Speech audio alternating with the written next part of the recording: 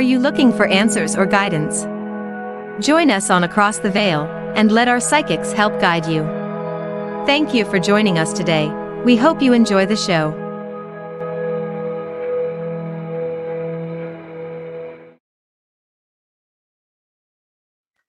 Hi everyone, welcome to Across the Veil.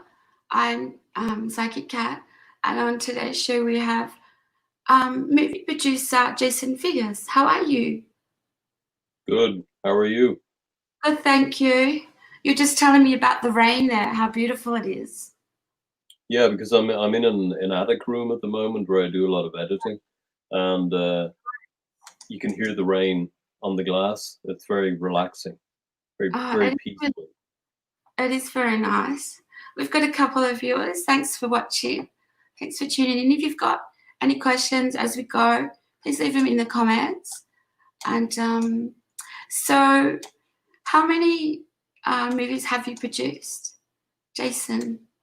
Funny, you'd asked me that before when we were kind of leading up to this, and I've kind of forgotten because the funny thing is about making films is once you make one and you put it out to the world, you're immediately involved in something new. So you put all of your time and effort into that. And it's funny, normally I'd look up all of the work that I've done and I'd prepare it for the conversation. And then I thought, well, if I was sitting in a room, say at a party, and somebody asked me the same question, I prefer not to be prepared, and I prefer to go, well, I've actually forgotten. It's been quite a few since 2001, over the last 19 years. So, but I mean, really the best way for me to discuss it is to talk about from the beginning, and then I kind of remember as I go along, because I've gotten involved with a lot of interesting producers in the UK. A guy called Tony Newton, and he does a lot of anthology films, and I've been, directing little small pieces for them, usually just to keep busy. Like if we're doing a major production and there's time where there's, nothing happening, then I love to do these small pieces for anthologies. So it means that my director credits have really climbed on IMDb. So I think it says something like 30 or 32 or 33 different films that I've directed for. Some of them are feature films and some of them are compilations, anthologies. Yeah. Right. So yeah. There's Wendy Hefner. Yeah. Nice to meet you, Wendy. Hi, Wendy. Thanks for tuning in, and hi to everyone else. And so, your most memorable film, what do you think that would be? And yeah. Yeah, I think, funnily enough, I think where it all started, I did a film. I produced and directed a film called The Twilight Hour, which was it was acquired by Discovery Channel, and it ended up being distributed to 150 countries. But where that started was I was a huge fan of the work of the photographer Simon Marsden, and I ended up writing to his agent, and his agent sent the letter to Simon, and we ended up hitting it off. We became very good friends, and I suggested to him that when he was coming to Ireland to research a book, that I would drive him around, and we could look at the locations together. Because he said part of the problem of working on his books is it's quite a lonely preoccupation. He'd be going off by himself to different countries, driving around, taking the pictures, going to hotels on his own at night, eating alone. So he really liked the idea of somebody who was like-minded going with him. And we hadn't really planned on making a film. I just wanted to go with him as a fan of his incredible work. And I said to him, look, why don't I bring a camera along? And he said, okay, just don't get in my way. He said, because I need certain light conditions to photograph. If what you're doing looks good, then I'll recreate that effect later on, and then we can go from there. But so I started showing him the work I was doing, filming him, and he started really taking notice. And he said, you've got a good eye. This is actually really interesting stuff. So let's really put something good together. So we ended up doing a film called The Twilight Hour. It was IFTA nominated, which is the Irish equivalent of the BAFTAs. And it ended up, getting lots of great reviews, nominations, and sold to Discovery and went out to the world. So that was really the beginning of it. And then years later, and sadly, Simon passed away in 2012. And I approached his wife, Cassie Marsden, and I said, "Look, would you be interested in me trying to put together a feature documentary about his life and work?" And she said she'd absolutely love that. And it all started coming together. We, a couple of Broadway producers came on board, and they they helped fund it. And then Gray Levitt of Grays of Westminster in London, he's like the biggest of all the Nikon distributors in the UK. They showed a huge interest in it. Then Nikon came on board and they wanted to sponsor it. So we ended up creating a beautiful film about his life and work that had its world premiere at the British Film Institute in London. So the two of them, those two projects are very connected. Yeah. And to me, they feel like the ones that when I think back on work I've done, I have the most pleasant memory, not only of working on them, but the outcome as well and what they have led on to. So. Yeah. Have you had any paranormal experiences when you've been filming? Yeah, actually on several occasions with Simon.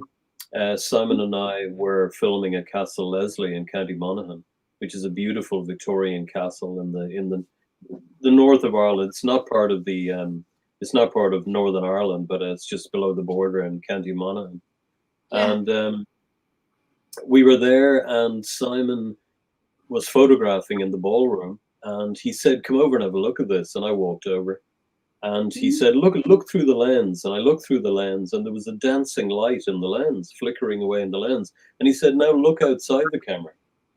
And there was nothing there. And you looked in the lens, and it was dancing in the lens, but it wasn't outside. And he said, "I've never experienced that before." So even when he took the photographs, even though it was dancing in the lens, he took the photographs, nothing appeared on film. But Okay.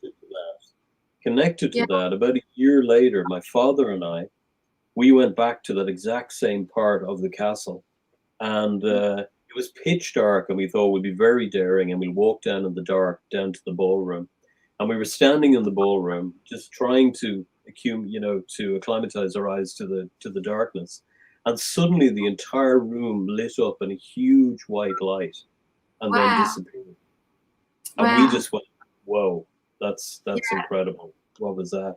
So it was interesting that the exact same place was connected to a huge bright flashing light, but then also the little dancing light in the lens. So yeah, that was one of them. The spirit world were definitely making themselves known to you. Yeah. Yeah. I think definitely.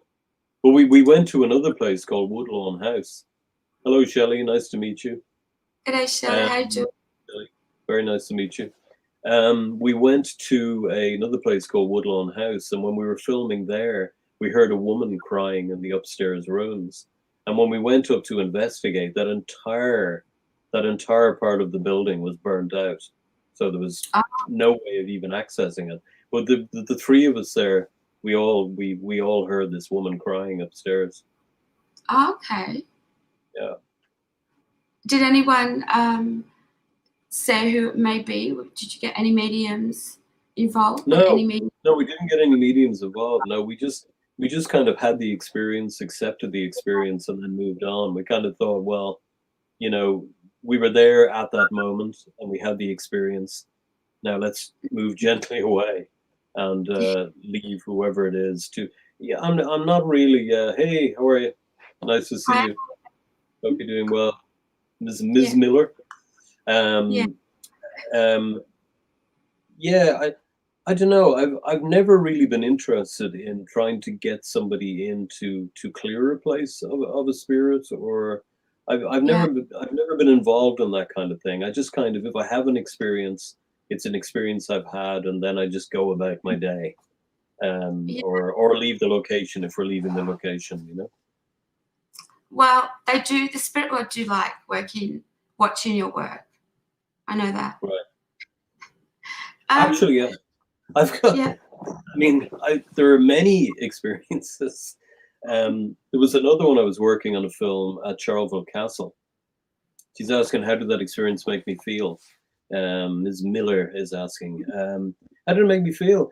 I wasn't frightened. I'm not frightened by haunted places or the spirit world. I mean, you know, I've wandered through forests on my own at night. I've slept in forests. I've literally gone to them. I've lain down under a tree and put a coat over me, and I've slept there. Things of that don't bother me. It's really namaste, Ariel.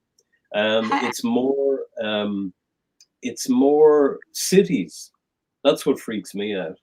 A Yeah, crowded street on a Saturday afternoon. That's what freaks me yeah, out. There's too much same. energy. There's too much energy. There's too much Yeah, energy coming at me. Negative.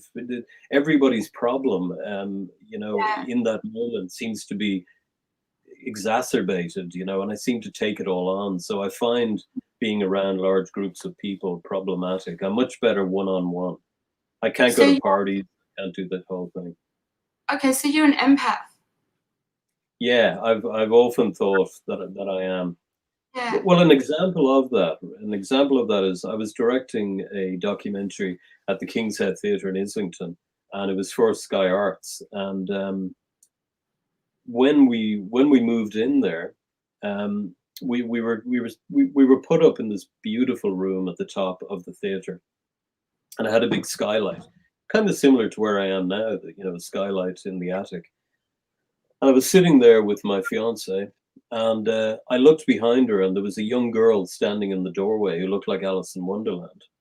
And she had her Oh, hands behind her back, and she was leaning back against the door frame. Jet black hair, white skin, ruby red lips, black and yeah, white pinafore, shiny black shoes, and she was yeah. staring down at me, just staring and staring. And I said to my fiance, "Look behind you." And when she turned and looked, there was nothing there. So I ran Oh, to the door. There was no way this girl could have got in or out, because when you go into the attic, you pull the stairs up and you lock it. So there was no wow. way anyone could go anywhere. So I said it to the owner of the theater. I think your theater is haunted. And she said, well, we've been here since the 80s and we've never had an experience. And I said, well, I don't know. I said, I just saw a girl. I saw Alice in Wonderland in your attic. And so she said, look, I'm going to talk to a friend of mine. Thanks, Shelley. Combination. Yes, I've been called that many times. Combination of conflicting things. Um, she said that she was going to talk to a friend of hers who was a medium, and she spoke to this woman, and we'd been off for the day filming with various stars. You know, we were with Susanna York, we were with Maureen Lipman, and Prunella Scales. So we'd spent the day working with them. So by the time I got back to the theatre that night, I'd completely forgotten about the experience.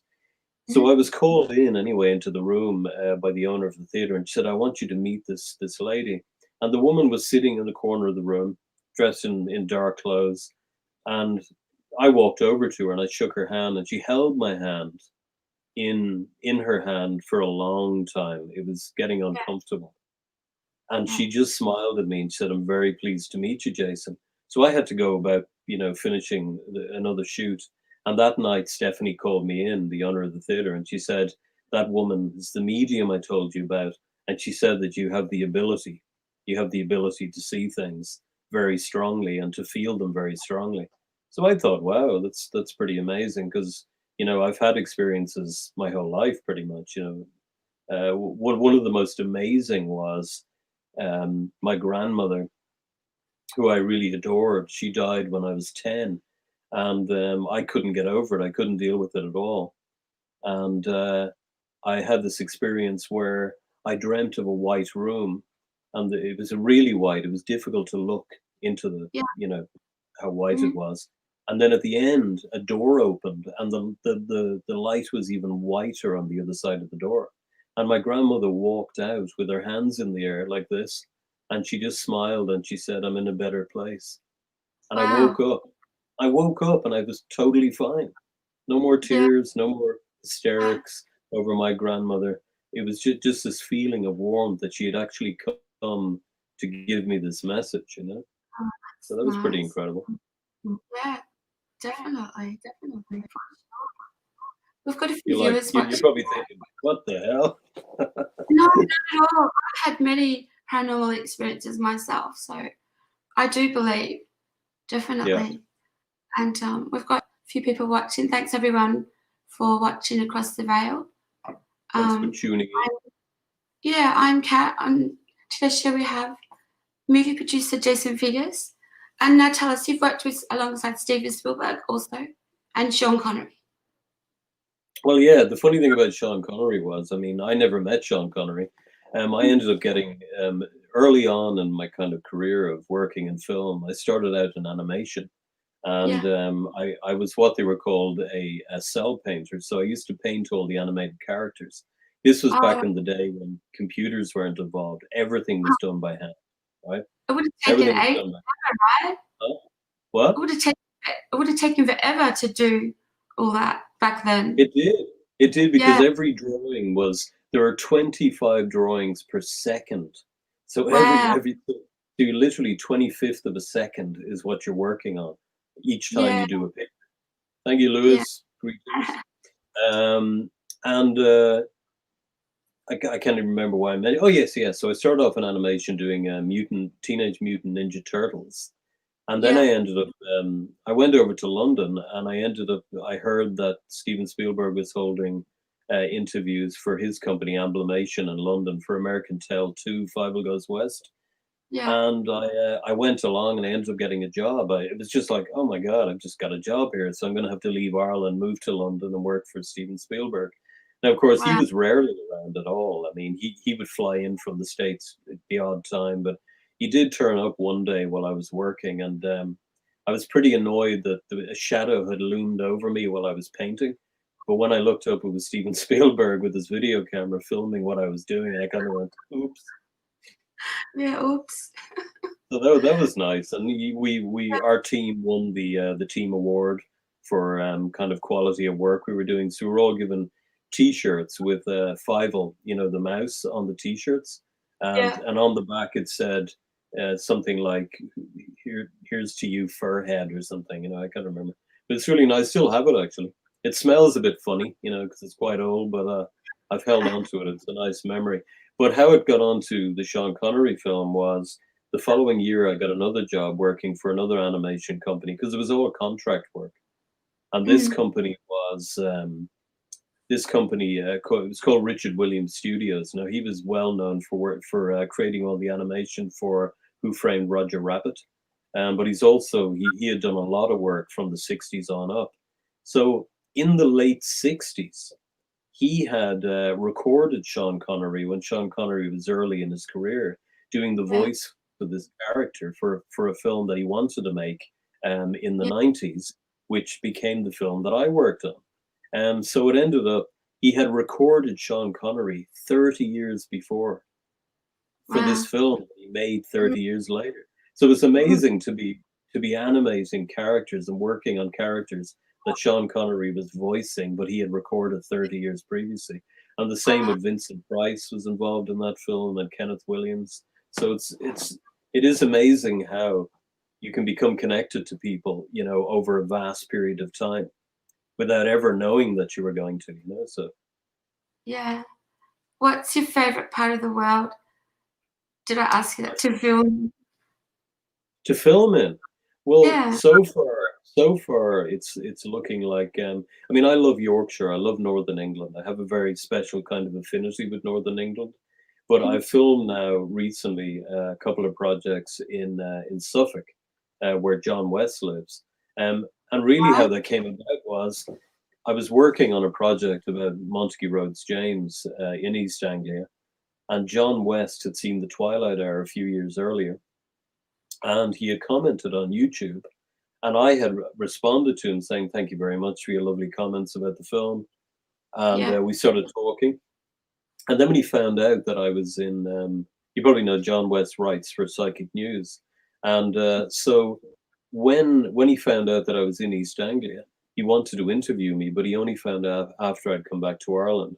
So when I got back here, he rang me, and I thought, yeah, it'd be great. I'll do an interview for Psychic News, absolutely no problem at all. But we suddenly realized that we'd everything in common, including at the same time we were doing the same things at the same time when we were children, but he was in London and I was in Dublin. So we were very similar people, you know. Yeah. So we realized we had all these, you know, incredible amount of things in common. And Mm. we just started thinking, well, I said to him, look, do you want to get involved in the new Simon Marsden film that I was still working on at the time? He said he'd love to do publicity for it, and he ended up getting loads of glossy magazine interviews and newspaper interviews. So then I said, look, I've been looking at doing a haunted house movie called Winifred Meeks, and I want to Yeah. shoot it in the UK. And he said, well, let me look after that. Let me find a house in Suffolk. And he found a beautiful house. So that was our first film together, working on together. So We're talking we said, about West. Sorry to cut you off, Jason. Everyone sure, yeah, listening, we're talking about John West. Now, he's an actor, he's also a producer, and he's just written a book about haunted castles.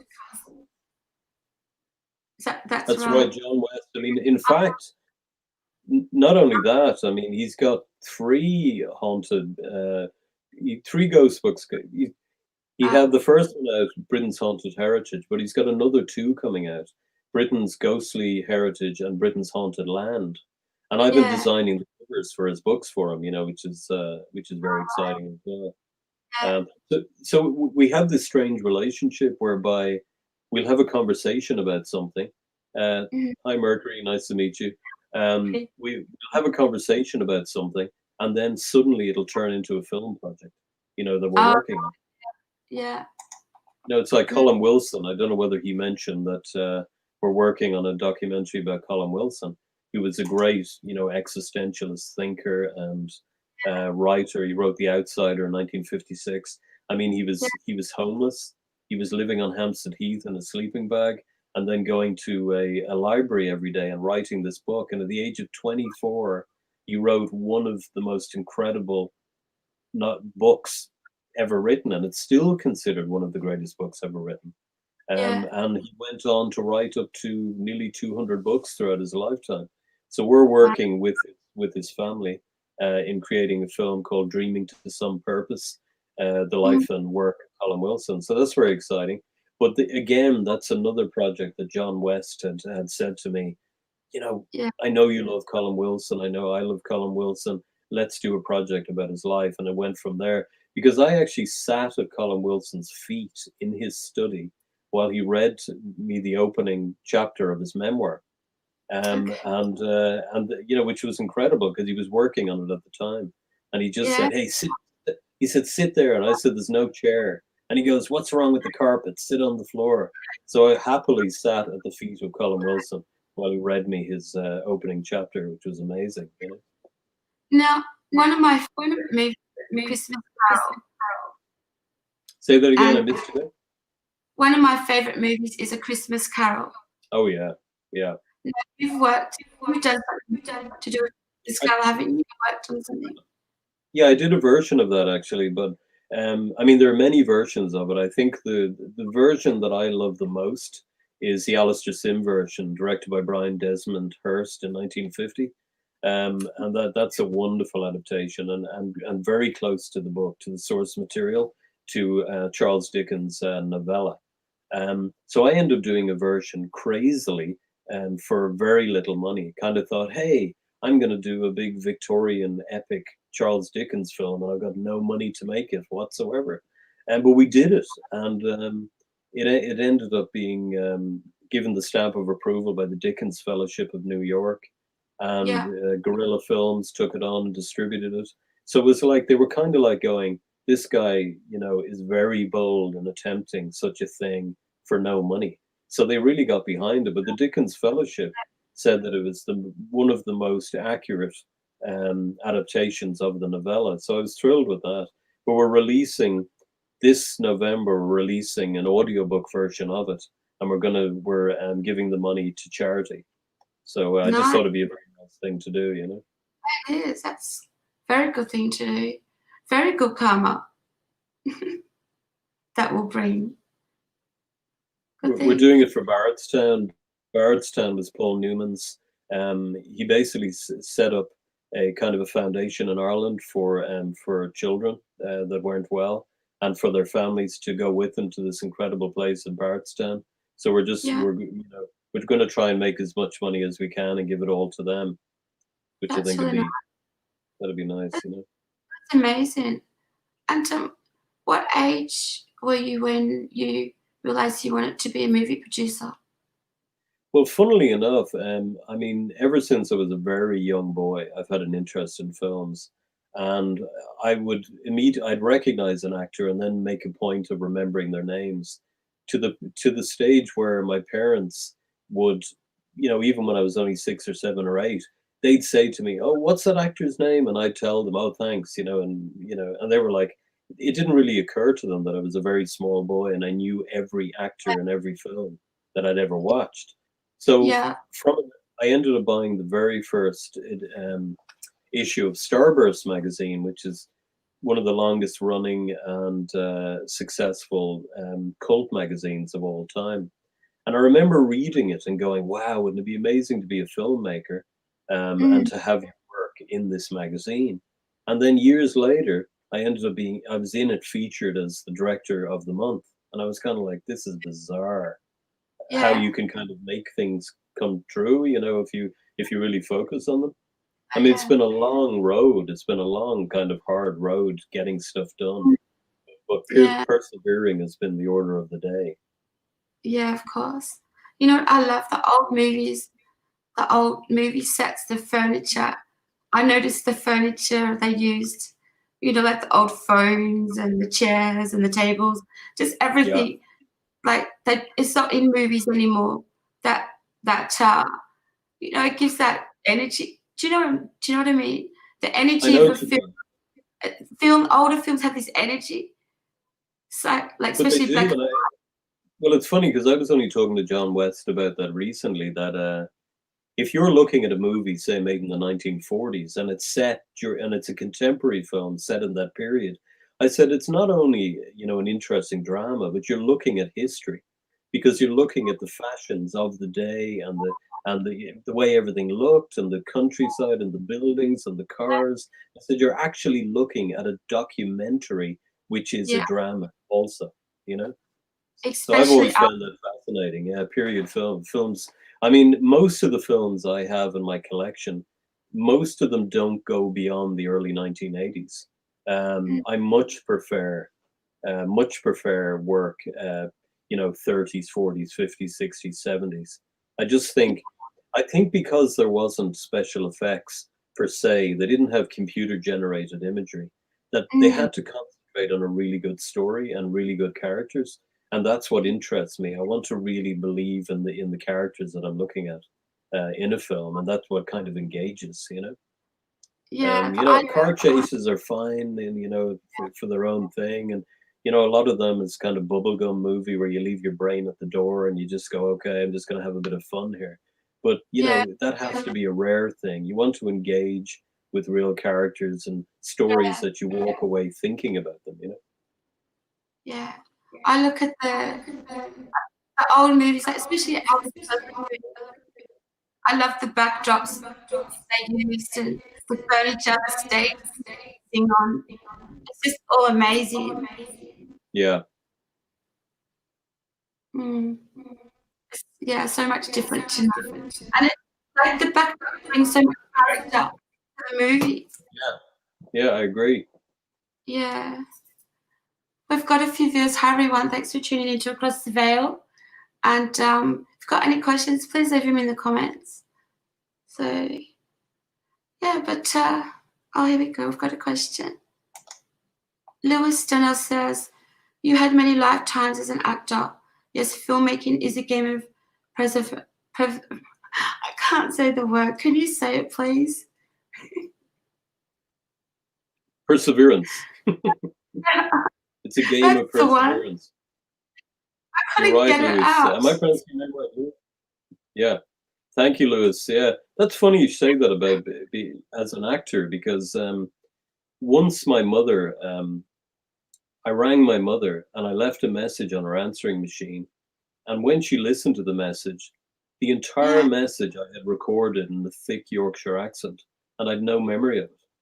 And I've Oh, always done that, even as a boy. I've constantly kind of changed my accent. I've become this other person, and to other people's amusement. But it's weird to have done that where I had no recollection of leaving a message for her in a thick Yorkshire accent. And I remember the first time I visited Yorkshire, and it felt very emotional, like I was kind of going back home. I have a really strong affinity with the north of England. So, Mhm. and yeah, but Nice. Lewis, you're right. It really is a game of perseverance. But also, what's interesting about persevering as a filmmaker, that whatever Yeah. project you're working on, even if sometimes it doesn't feel as though you're in it 100% for whatever reason, it Mhm. always leads on to something else, to another project and another contact, which Yeah, moves you further down the road to achieving your goals. So it's kind definitely. of like, well, you're working on a film and you go, well, I'm working on this for a reason. There is a reason. Mm. Um, because so Sure. much work goes into making a film. You have Yeah. to you write the script, you have to cast it, you have to find the locations. But then when you Yeah. film it, the real work begins because you've got to edit all of that imagery and sound and music and create the final version that people experience. So, well, my films have, in my own mind even, they vary in quality over the years because, for Yeah. example, I set up an initiative called Teen Feature Film Project Ireland, where I wanted to Mhm. give teenagers the opportunity to make films. So you'd have a lot of children who are really talented naturally, but then you'll have others who wouldn't have the same innate talent as an Yeah. actor or an actress, but they Mhm. work well in it for a reason. And two of Mhm. those films I did over 2 summers, 2011 and 2012, and neither film was meant to be released, but they ended up being released anyway. They got international distribution on DVD and video on demand, digital download. Yeah. So again, it was like there was a reason for it. There was a reason for doing them because they furthered my career onto the next stage of doing another film. And they were Yeah. incredible experiences. Working with Yeah. children is amazing because they've so Oh, much energy and they just want yeah. to they want to get in there and work as hard as they can. They'd stay up all night if they're allowed, because they're on a film set and they want to I do it. So the energy you get from children is incredible. Yeah. Oh, yeah. So Lady Um, Raven Miller has said, "Do I enjoy designing book covers? I love doing book covers." Yeah, and again, it's something that I only started doing because John West said, "Hey, would you be interested in designing my book cover for his new book?" And I thought, "Yeah, okay." And then I did it, and it turned out really well, and he was thrilled with it, and his publishing company loved it. And I thought, okay, that's something is I'm that going to. his latest book he Yeah, just released? that's Ghostly Heritage. Yeah, the one that's coming Yeah. out this year. Yeah. Yeah. That's the one I'm ordering. I can't wait to get it. Yeah. Be a good read. Lady Raven Miller has read it and she loved Oh, it. really? Oh, great. Yeah. I've got a copy of it up there. Yeah. Yeah. So, but have you traveled the world? I haven't traveled the world, no. I mean, I was saying that I'd love to go to Australia and New Zealand Oh, because well, my that's what, yeah. friends are very good friends in Wellington, Katie and Stephanie, and Katie's children, and they're really good friends in Wellington, and the Yeah. Shadbolts as well, the Shadbolt family, who are part of Weta, that great company that do all special effects for Peter Jackson's films. But I haven't got Okay. a chance to go over yet. And then Australia, I've got family as well in Australia. So I'd love I to reckon, go. I reckon you'll go to Australia one day. Yeah, I'd love to go to Australia. I mean, I've always, I'm a huge fan of Australian film. I Yeah. think there's just, the great thing is that over in Ireland in the 90s and that, we'd get all the great Australian films, Mm, Peter Weir's films, I yeah. mean, Picnic at Hanging Rock, an absolute classic, I which I love watched. Oh, it's such a wonderful film. I've watched it over and over again. Um, but also uh, Walkabout, Nicholas Roeg's film Walkabout, Yeah. with David Gulpilil. Yeah. Just really, there's something about the outback that's just mesmerizing. I I'd love know. to experience that. Yeah. Yeah, definitely. I've got a question. Ariel, have you ever given thought of a remake of The Canterbury Ghost? No, I haven't actually. No, no, absolutely not. I haven't. But I'm gonna read that again because there might be a reason why you've said that. So I'm going to read that again. Yeah, maybe there is a reason. I always feel that Um, if people mention things, I never ignore anything that's mentioned to me because I always go, there might be a reason why that was mentioned to me. So I'll definitely yeah. reread that. Have you ever seen a falling star?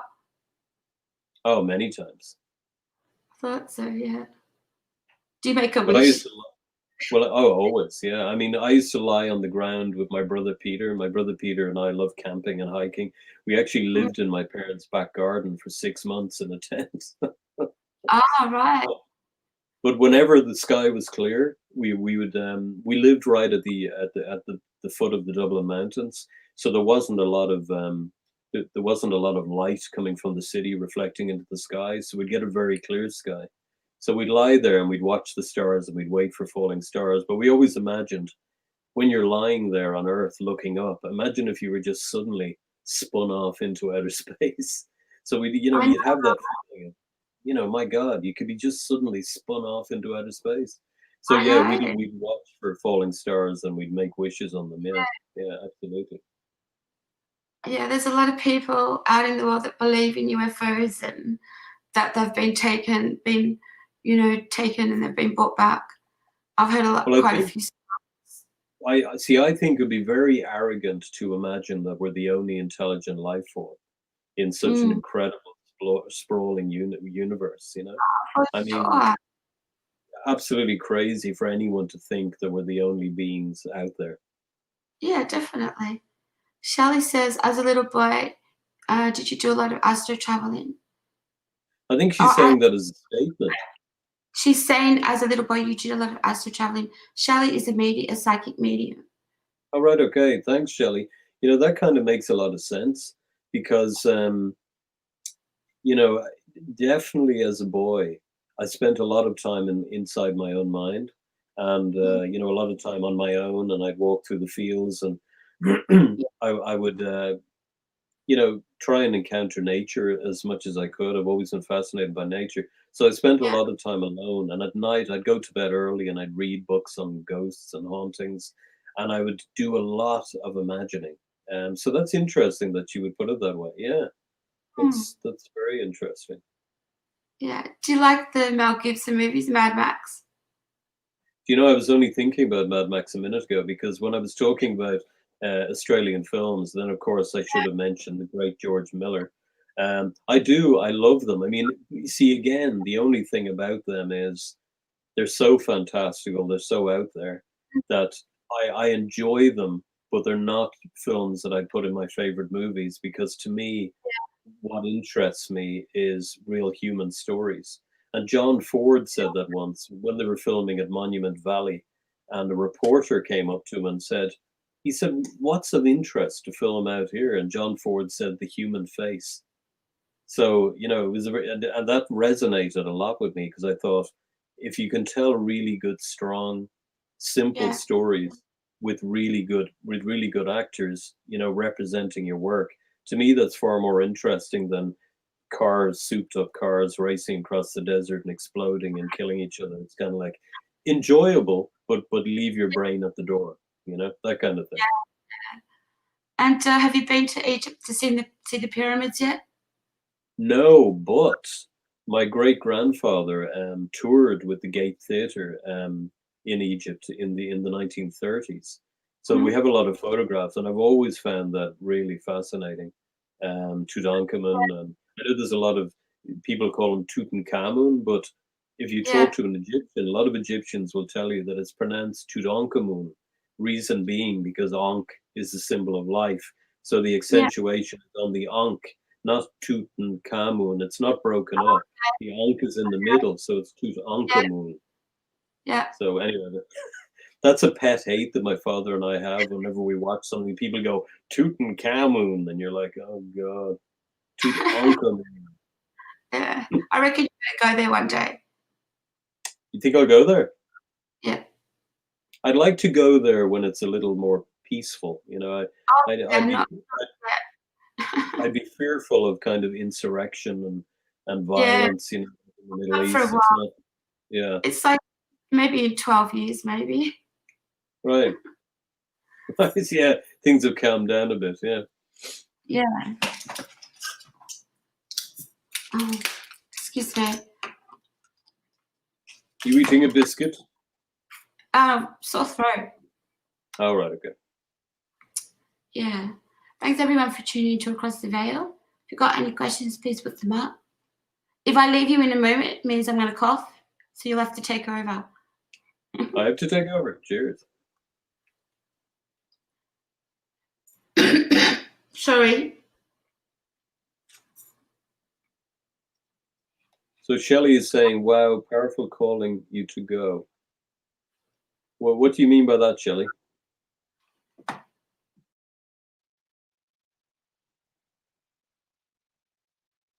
Yeah, Shelley Percy said, "Wow, powerful calling you to go," but I don't quite know what she means. Help me out, Shelley. Oh, sorry. You left me hanging there. You left me hanging, Cat.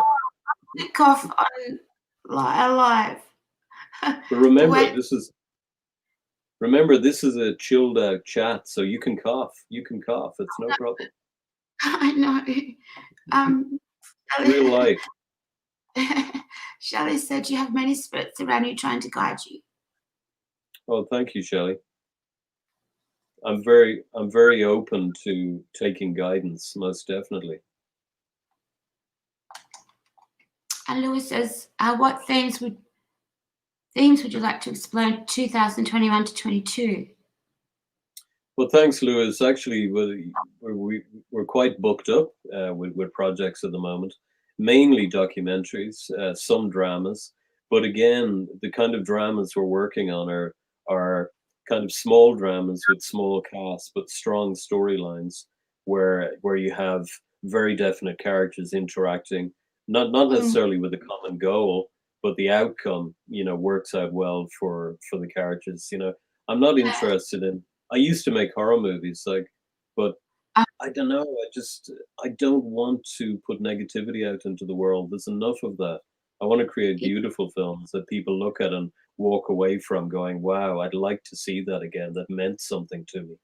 But that's yeah, also why we're doing a lot of documentaries. I was saying about Colin Wilson, and not just Colin Wilson. We're doing one on the Jack the Ripper murders, but we're being very careful to make a strong point about the women who are victims of Jack the Ripper. We're looking into their lives and their loves and their dreams, and these real women who were struggling at a very difficult time in the East End of London and trying to make a life for themselves, and they happen to meet the wrong person at the wrong time.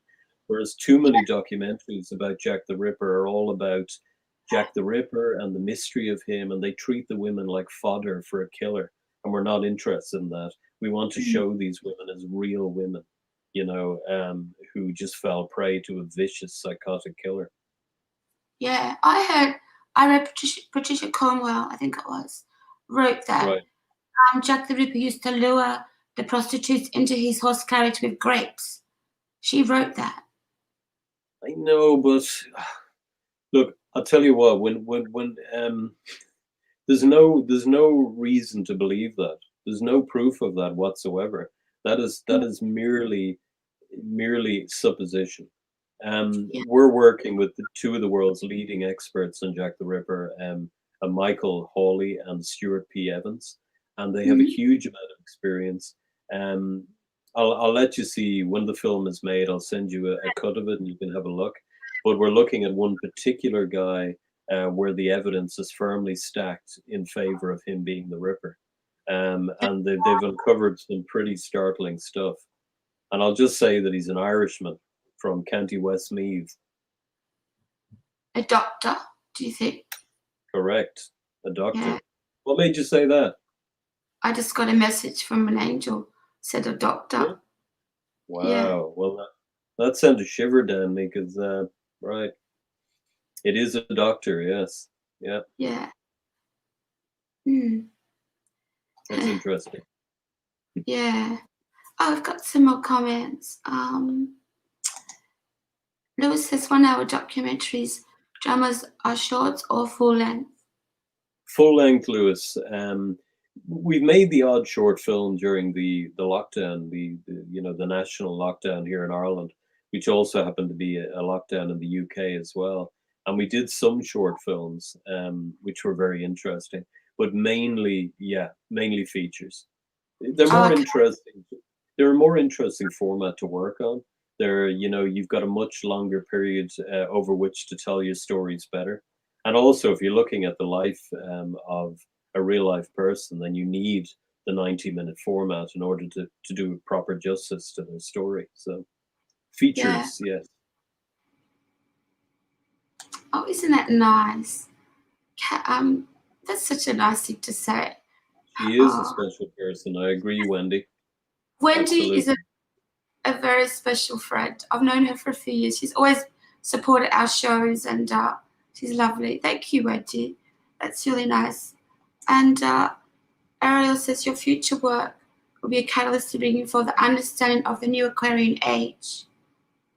Well, that's very interesting as well, Ariel, for mentioning that, because the work we're doing on Colin Wilson's life is very much about. I don't know whether you've ever read Colin Wilson, but one of the things that stands out for me with his work was peak experiences, and how Yeah, people can create happiness in their day to day by reliving peak experiences in their life, but then also creating new peak experiences by concentrating on the old ones. And actually, looking for a time and a place where they create something beautiful as a memory that they can yeah, keep reliving. Because yeah, when you relive a peak experience, you end up in a really wonderful state, in your mind. I mean, I use peak experiences to go and sleep at night. If I'm yeah, having trouble sleeping, or I've been very busy working on a project, so your mind is really active, I will take one particular peak experience and I will go through it from literally from A to B in minute detail, and I never get beyond the first, say, 3 or 4 minutes of thinking of it, and then I'm asleep. I mm, never get through it, because it's like I yeah, know what the outcome of the peak experience is, and it's as if my mind is saying, "Ah, you can go asleep now. It's a great memory. You can go asleep now." So Have you heard of remote viewing? no, I've heard of remote viewing, but I'm not really sure what it is. Okay, I do remote viewing. When you close your eyes sometimes at night, you're wide awake, and the afterlife show you things in your sight with your eyes closed like they're open. They show you Right. images, and they're very clear. They're very quick and they're very clear, and they're not scary. They show you things to give you information, and it's amazing. My favorite one is when they show me trees moving. I see Oh yeah. that sometimes trees moving in the wind, and I feel the energy from it. Like it's just amazing vision to see, and that's remote Well, viewing. There's quite a few medias Well, that that's do it. interesting, because in life, that's one of my favorite things. Remember I was saying I'd go to the woods and I'd sleep there on my own. I put a coat down, not Yeah, regularly, I've just done that throughout my life.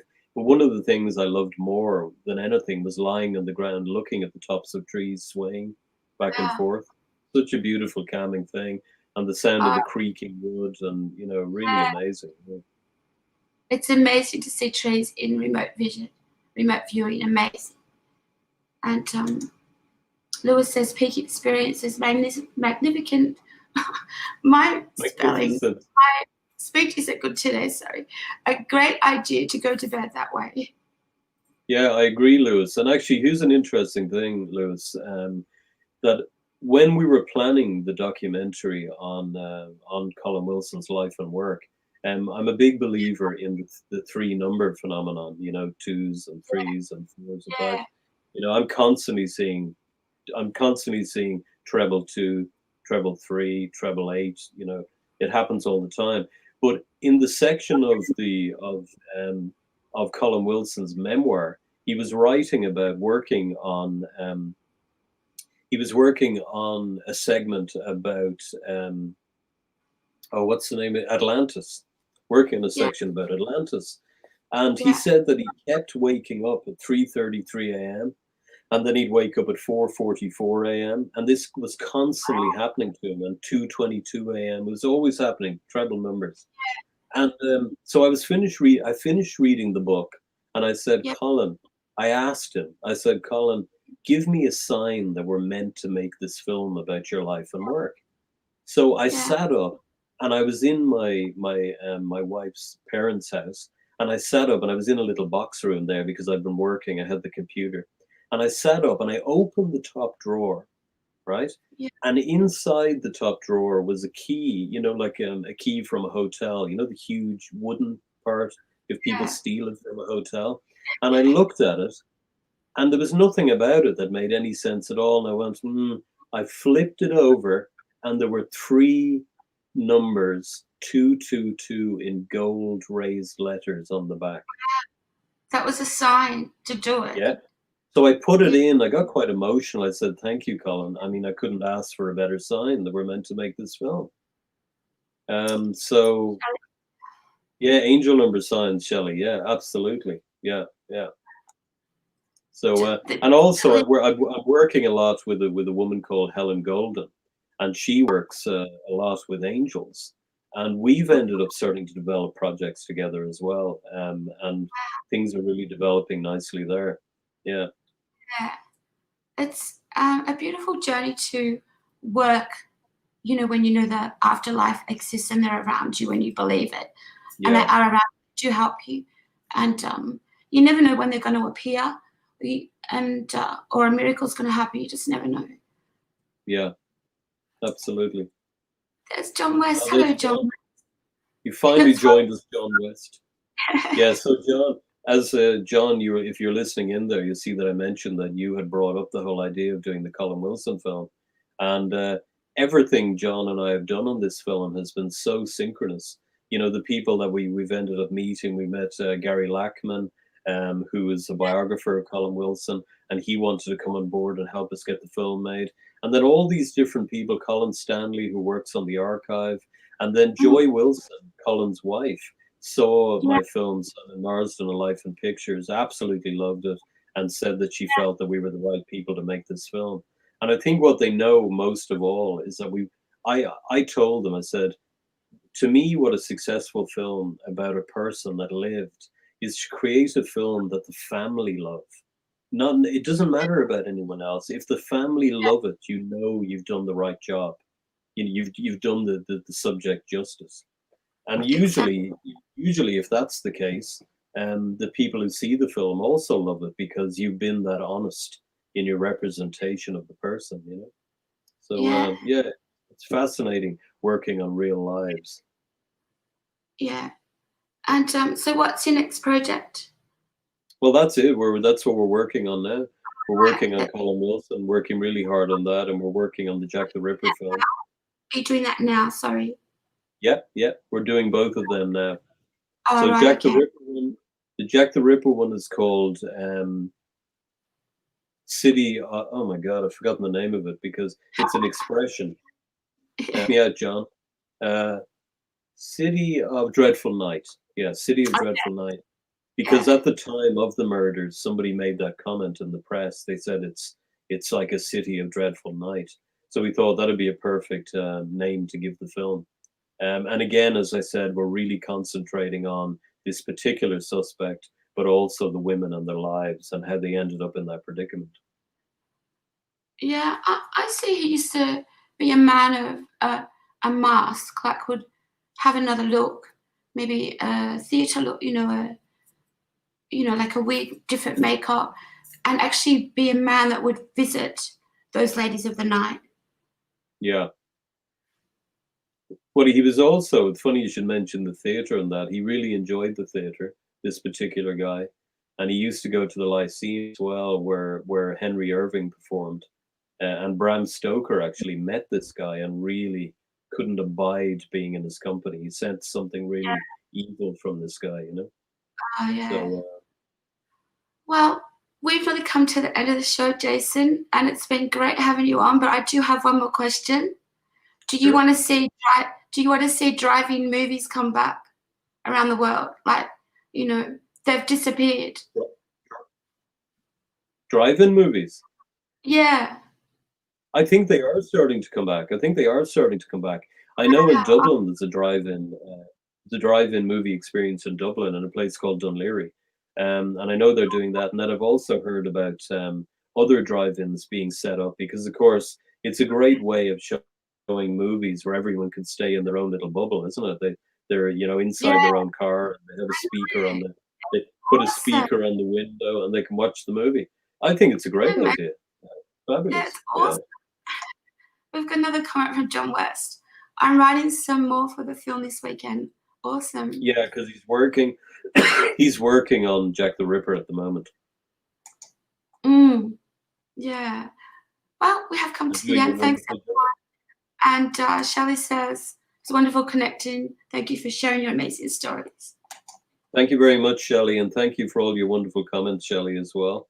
And much appreciated. And Lewis as well, and that other Yeah, lovely lady who was on as well.